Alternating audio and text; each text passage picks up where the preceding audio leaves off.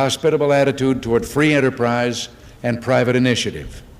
Your country's dedication to improving the standard of living of your people is an effort in which we've been delighted to participate through bilateral and multilateral economic assistance.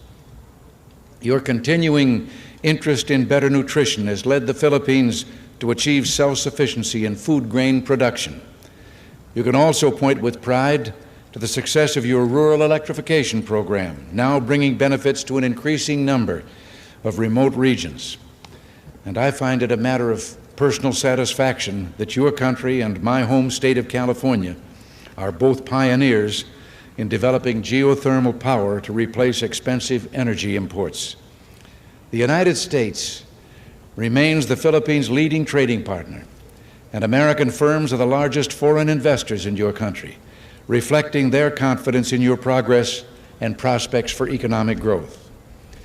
We have welcomed the growing two-way trade between our nations and have been pleased that we've been able to keep our markets for the products of your growing manufacturing and industrial sector the most open of any country in the industrialized world. America considers itself especially fortunate to have nearly 1 million persons of Filipino heritage now residing in our country. They bring with them their energy and their talents, and they contribute enormously to the rich diversity of American society. Similarly, thousands of Americans, enchanted by the beauty of your nation and by its people, have chosen to live in the Philippines. Our security relationship is an essential element in maintaining peace in the region and is so recognized. This relationship, one of several we have in the Western Pacific, threatens no one but contributes to the shield behind which the whole region can develop socially and economically.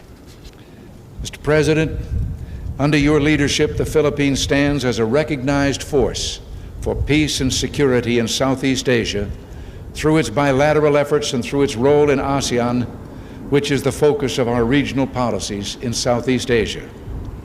Mr. President, Mrs. Marcos, the United States deeply values its close friendship and alliance with the Philippines. We seek to use this visit to further strengthen our ties with your country. Nancy and I are personally delighted that you're here, and we say welcome to the United States, welcome to our national home.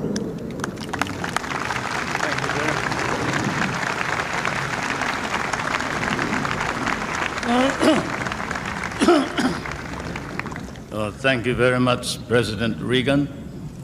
Mrs. Reagan, members of the Cabinet,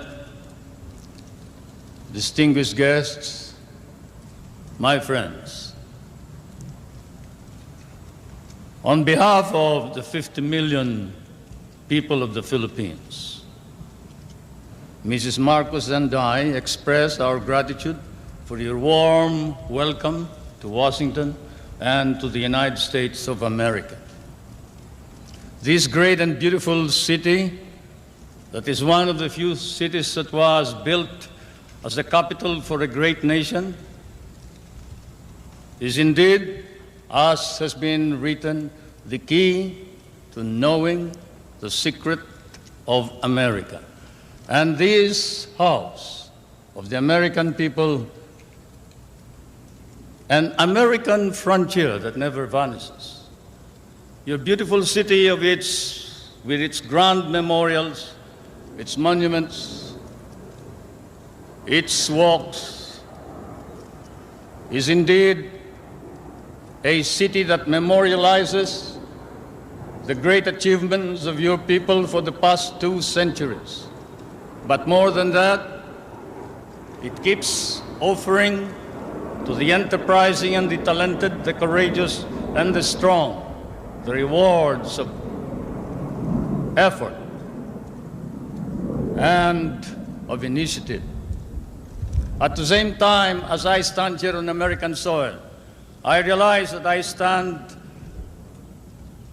on what may be the center of the government of the United States of America, here where, as I have often stated, the future is being born.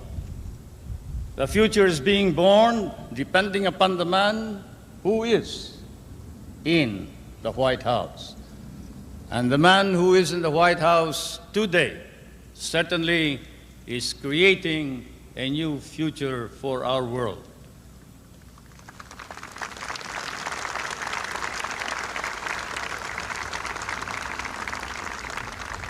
For Mr. President, I come from that part of the world wherein the poorest of the world's population live.